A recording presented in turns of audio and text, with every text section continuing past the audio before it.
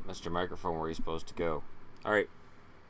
I got Boston. I got Vancouver. Kevin Bieksa. Let's do this. So, PK Subban. John Scott clarified this today. There was a segment. PK Subban was profiled on ESPN E60 last weekend in a segment that looked into his personality, his split with the Montreal Canadiens, his experience as a black player in hockey, and everything else that comes along with being PK Subban. That includes a criticism, which arrived from the mouth of John Scott, the retired NHL enforcer, whose appearance at the 2016 All-Star Game is the stuff of legend and soon a Hollywood film. I don't like him. I think on the ice he's a piece of garbage, said Scott on camera early in the segment. He's perceived as like a hot shot, that guy who thinks he's better than everybody. More than anything else from the E60 piece on Subban, the criticism from Scott went viral. I got a lot of hate tweets from Montreal. I didn't know what was up, said Scott in an interview with TSN 690 on Monday. Scott went on the air to clarify a few things about his comments. First, he said the interview from ESPN was like a year and a half ago, maybe 2 years ago, and he didn't expect it would be aired during that segment on Subban. Yeah, I said that a long time ago, and I hated everyone I played against. It's nothing personal against PK. I hadn't met him at the time, and now that I've met him, I actually like the guy. He's a good guy off the ice, but on the ice, I don't like him. That's just all there is to it. I'm not going to back down from that. I didn't like playing against him. I didn't like some of the antics he did. You know, you're allowed to not like people. It's not always rainbows and butterflies. Scott said Subban's exuberance could sometimes be tough to take, depending on how the Canadiens had fared in the game. He's a world-class talent and one of the best defensemen in the league, and he's a fun guy. He perceives as having a good time on the ice, and as an opposing player, when you're losing 5-0 and he's whooping it up and doing high fives and celebrations, it just gets under your skin.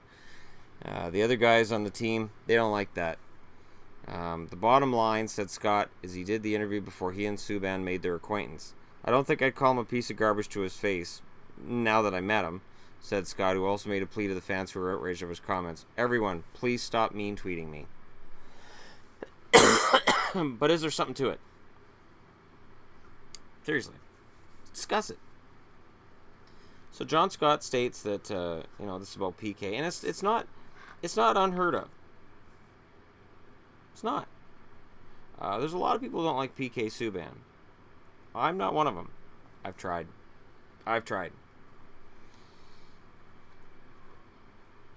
I know, as a Montreal Canadian and watching him beat my Bruins and the way that he does hot dog, and he embellishes, and he dives, and it's a lot of that stuff that I get mad at other players for, but the stuff he does off the ice, the donation to the Children's Hospital, his continuing work with kids and charities,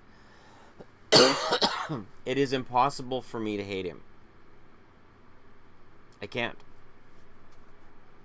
I know other people can.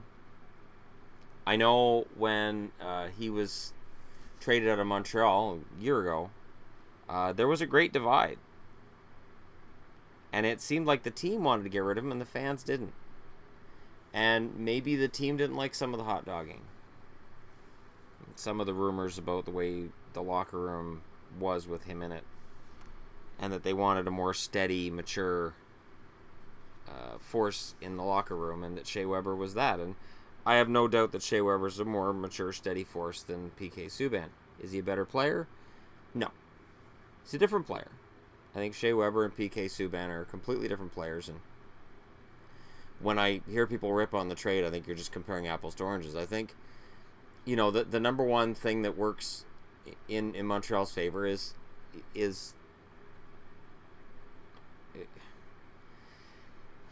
I want to say Weber has a better shot, but I'm not sure what I'm basing that on.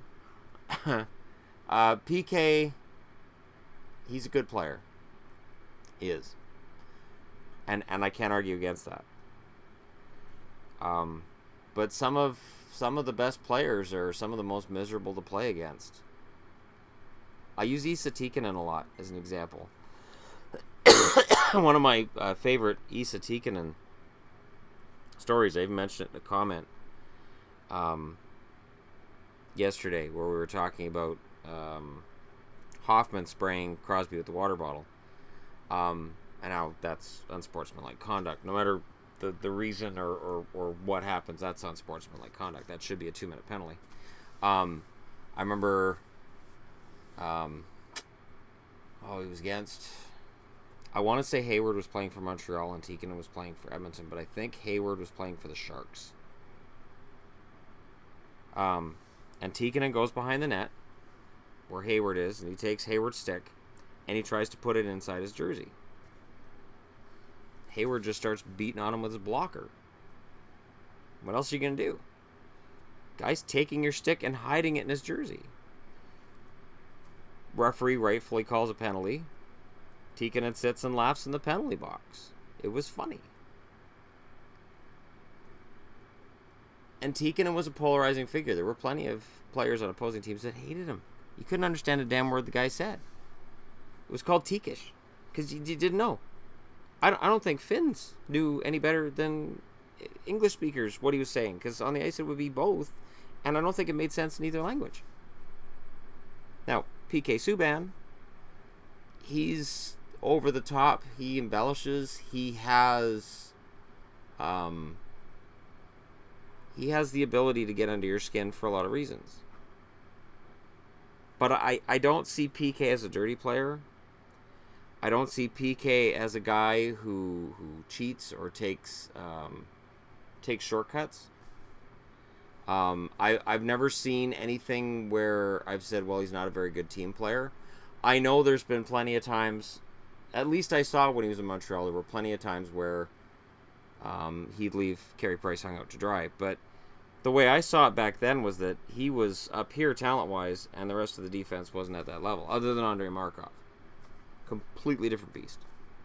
But PK, I think, felt he had to do it himself. And there were times where if the Montreal Canadiens were down, that maybe he'd make a stupid play because he was going for that home run pass, that Hail Mary, that we're going to get it right now. This is it. Here we go. Boom. And it wouldn't work. And those are the ones that stand out in the highlight reels. Those are the ones that stand out. Those are the ones people remember. It's not the 4 or 5 smart passes you make, it's the one bad one. So, there's some of that, and definitely his hot dogging, that kind of thing could rub fans and probably management the wrong way. But I think PK Subban is one of the best defensemen in the league. I do think that his embellishment and some of the stuff that goes on, the hot dogging and stuff, I think it costs him when they do Norris Trophy voting. I think if he was more reserved, more of a Nick Lidstrom type personality, I think he'd be in the Norris running every year. But if he had a Nick Lidstrom personality, would he be able to put up the kind of points that he does? Would he be as effective of a player as he is? Would he be PK Subban? You guys can let me know in the comment section below. And you guys can hit like and subscribe if you're browsing your way around, because that's a very popular thing to do these days. And by all means, let me know your stories on PK Subban. If you like him, tell me why. If you don't like him, tell me why. There are certain reasons that I really don't want to read in comments about why people may not like PK Subban. And racial minority being that one. But and that's and I say that because that's always been out there. Hockey is a very Caucasian sport for the most part.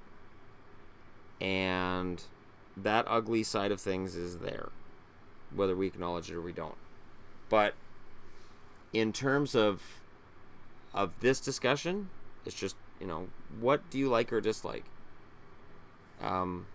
Favorite moments of PKs, least favorite moments of PKs. Let it all go in the comments, and we can debate this, because it's an interesting topic, and I wasn't going to do it just based on John Scott's comments, but I've been reading other things, and now we're in the finals, and people are talking a lot about PK again, and there's specials on, so why not? I'll just throw it out there and see what happens, and if this explodes or if it doesn't.